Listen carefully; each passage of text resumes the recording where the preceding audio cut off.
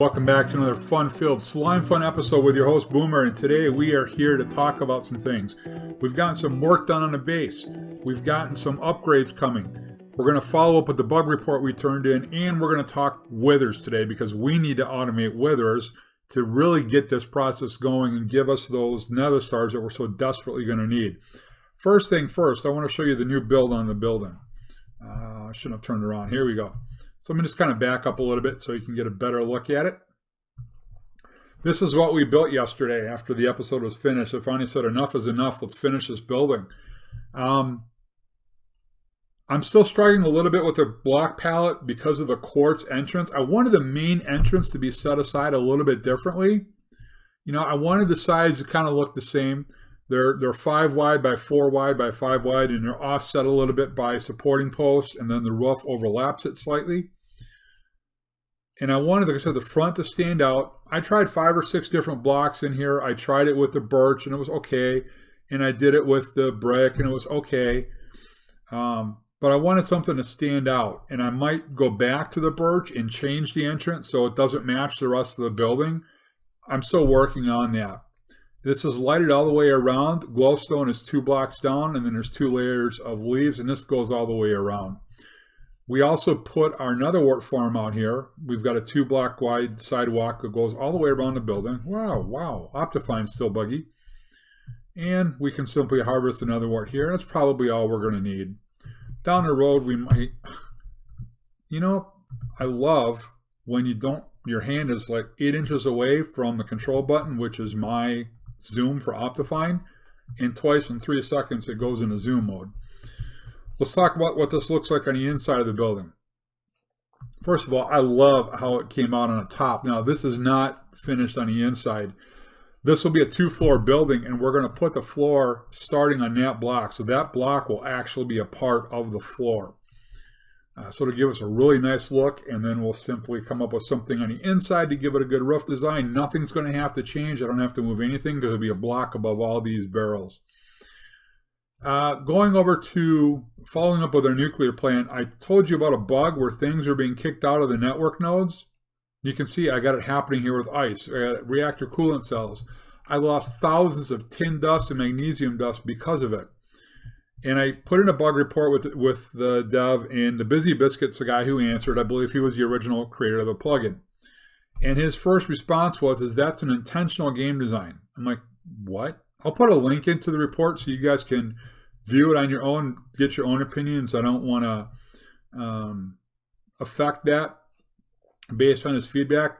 Ultimately, what he said is that the cargo management system, the code is outdated, it is buggy, and it needs a complete overhaul.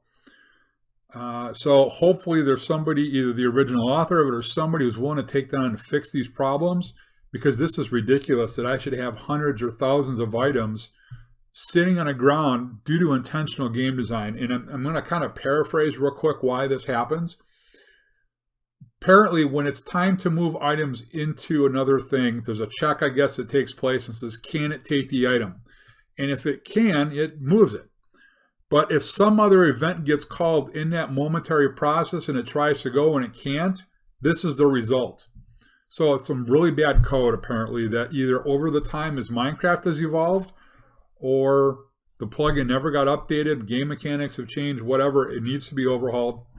So apparently this is what we're going to see. Now, he said in the config file we can turn that feature off, but it will affect random items, through the round robin. Things could disappear. So I guess I've got an identical server that I've set up where I'll go in, I'll turn that config off and create the same scenario and see what happens. But I'm willing to bet for a while we're going to have to deal with this. And like I said, I'll test the config the other direction, see what happens. My apologies, guys. The server just lagged me out there for a moment. That was weird. So anyways, off to our main point today. We're going to talk about withers because we need to automate wither killing because we need nether stars. We need a ton of them. And initially, in my previous server, I had an automatic wither killing farm. Now, I played on another server and they had what's the thing I'm talking about? Mob griefing was turned off. So withers didn't destroy anything, but you could destroy them with cobblestone. It was real simple. We created a wither assembler. I had 2 blocks of cobblestone above it, or actually I think I also used obsidian. It didn't matter which block it was. And when the wither assembled, it would suffocate and die, and you get the nether stars without any effort. Now here it's a little bit different. I actually have tested our wither assembler, and what you need to do is you can use wither-proof obsidian. I don't have any blocks in me. I want to give you an idea of just how this works. Let me see if I can reach the cobble gem. Perfect. Okay.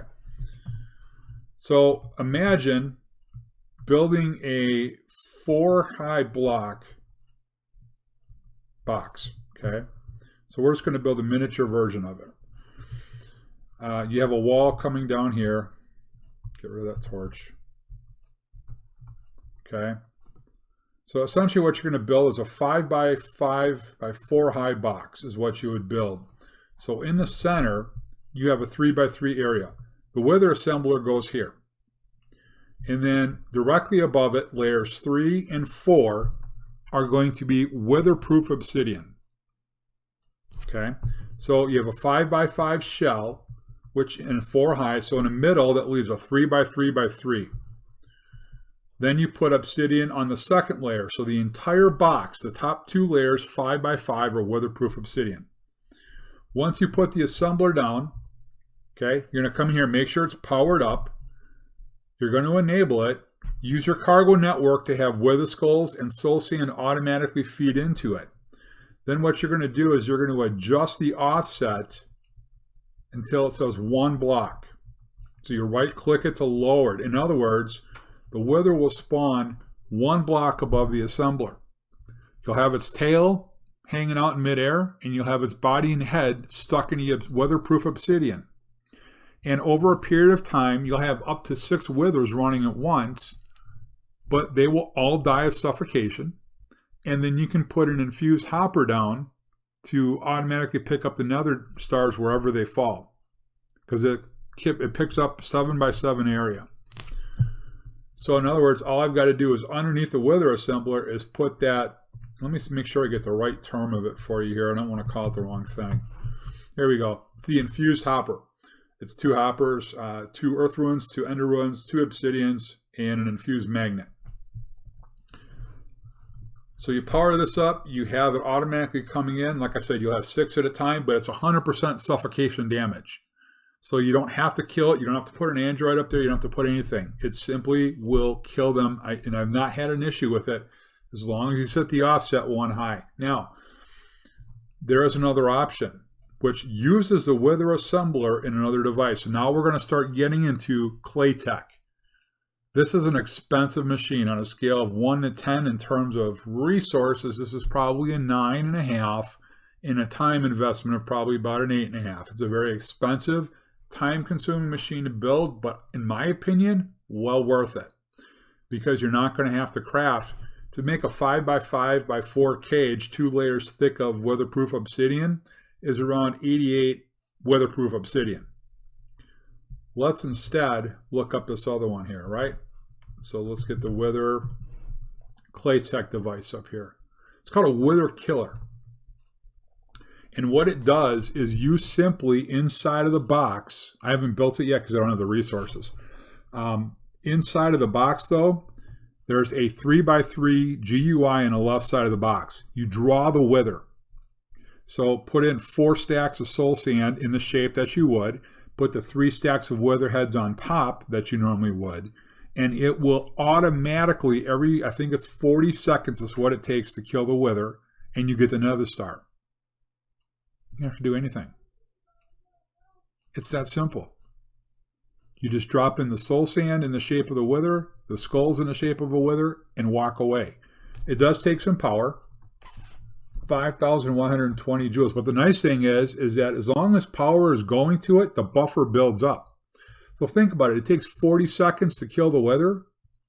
5,120 divided by 40. It's going to, even at one of the slowest, I could put a coal generator on here in 40 seconds. It might be able to fill this thing up. or get pretty close at least. Maybe 2 coal generators would do it. Or I could put a advanced solar panel on here, or a Carbonado solar generator. I don't even need an Energize. A Carbonado would do it relatively quickly all by itself. Yeah, it might take more than 40 seconds. The whole point is, because you've got 40 seconds to kill it, it'll store all the power it needs until once you've got it. So this is where we're going. We are going to go with the Wither Killer option because long term, I think it's going to be a little bit easier. And if by some chance, God forbid, the game glitches and a Wither gets loose on the base, there goes everything. I don't want to risk it, even though I've never, and I can say I have literally killed thousands upon thousands of Withers by doing the 2-block high with the offset off 1 block. And I've never had one escape. Seeing this, I want to build this. Not only that, we got to start expanding our time in the guide. So we're going to build this sucker in Claytech. The only downside I don't like to how Claytech is set up in here is that when you go to click on some of these items, you can't drill down. I don't know if it's on the add-in that has to change this, or if this is on the core. I think it's the add-in because I've seen other add-ins dig in all the way down to the bottom recipe.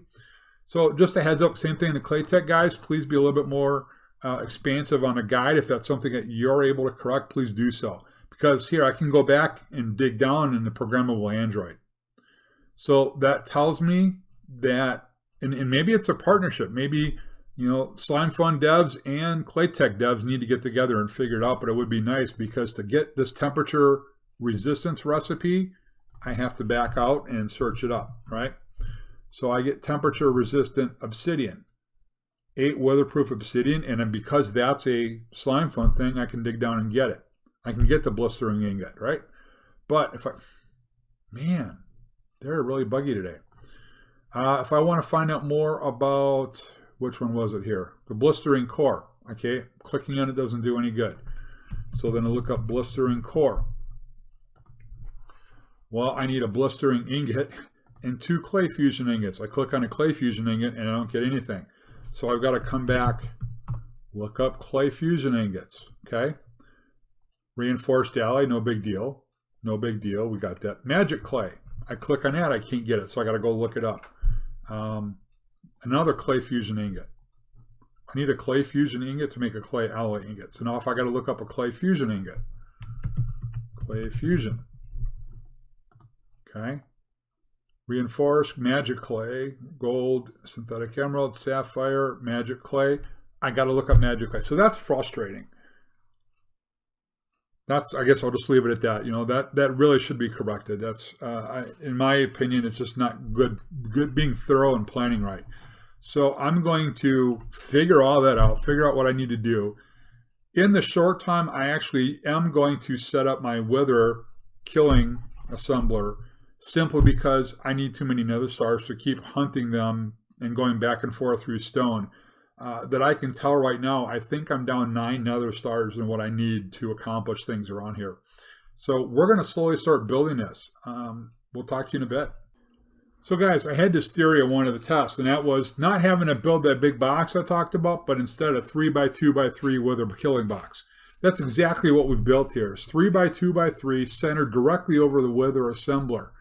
And the one thing you want to make sure you don't do is interfere under any circumstances with the kill of the wither. Let the suffocation damage do it 100% on its own.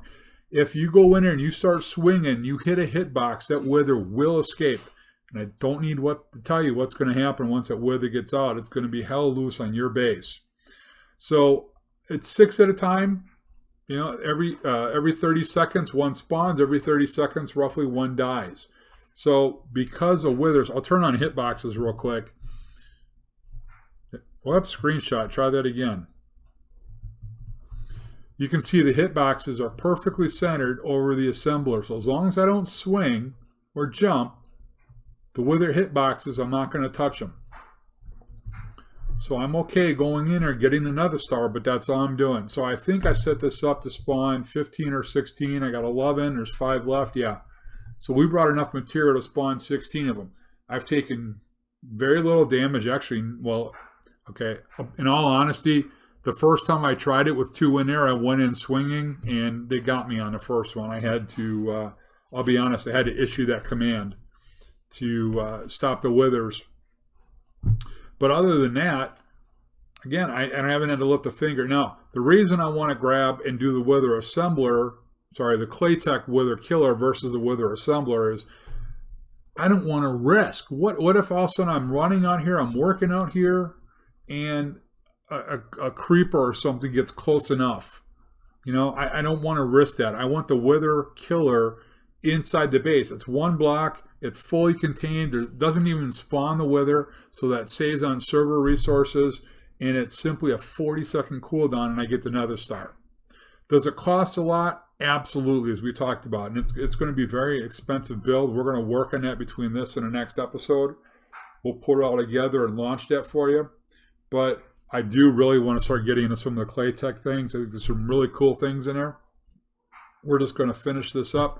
And I realized I'm not down, I think I said somewhere around 15 or 18 blistering ingots. When I do the actual math, I needed like 47. I needed 15 for the ore grinders, another 15 for the gold pans and the dust washers. I need like 5, or I think it is, just for the wither killer.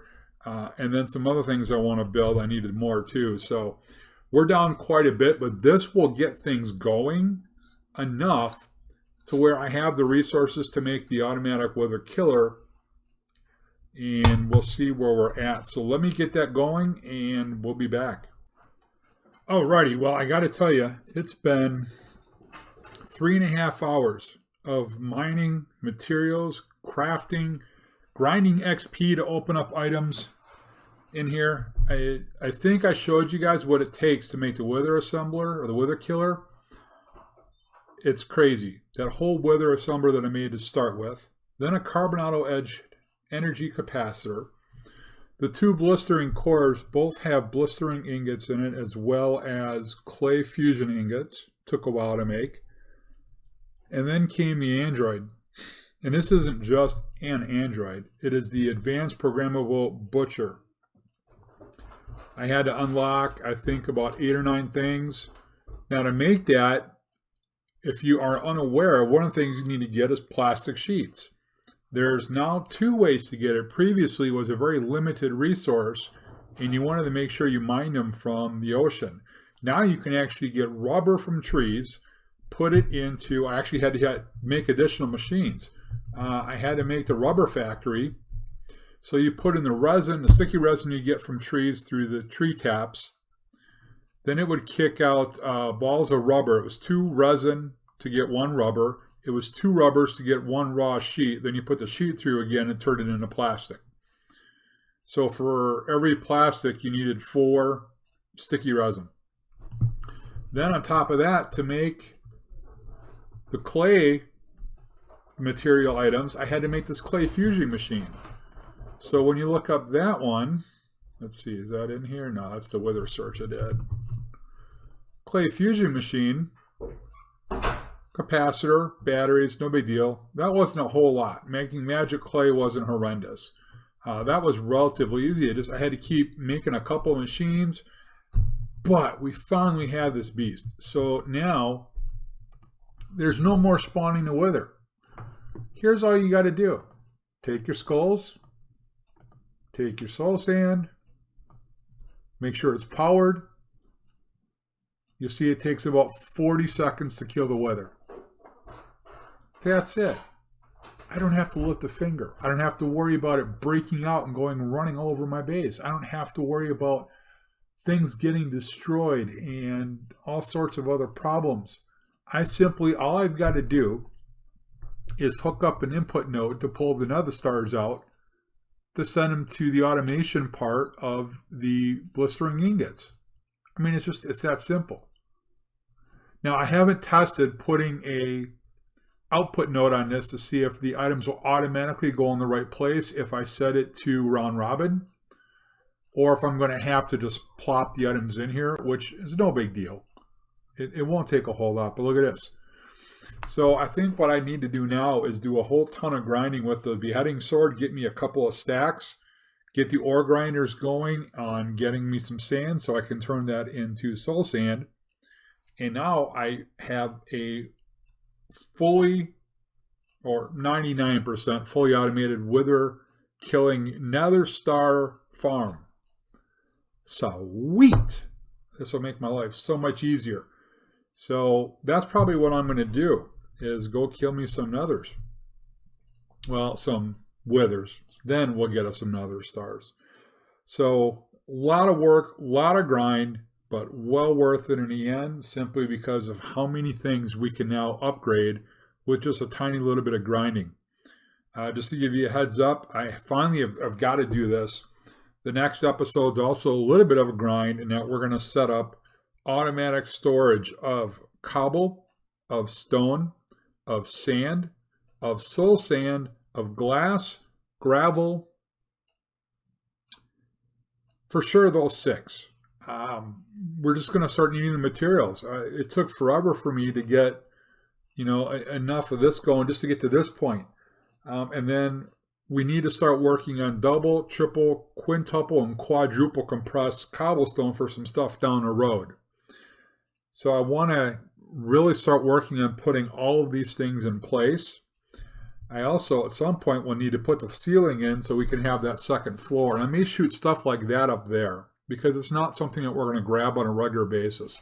The stuff we're going to use frequently, I want on the first floor.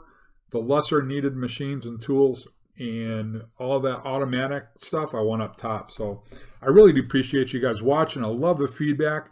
You guys have had some nice ideas. We're obviously jumping ahead on a few things, but that's okay, because the goal is to take you through everything. And we'll eventually even get to the PvP stuff. I want to see, I'm 99% sure that those things will work on the mobs as well. And I do want to start the liquid stuff, even though we had some challenges with running through the Slimefun guide with it. I still think there's some benefits, so I want to show you how to set that up too. But we're wrapping it up. If you're new, or if you've been watching a while, you still haven't punched that subscribe button, please do. And as always, I thank you for watching and encourage you that when you're playing Minecraft, it's a go boomer or go home. So we'll see you later.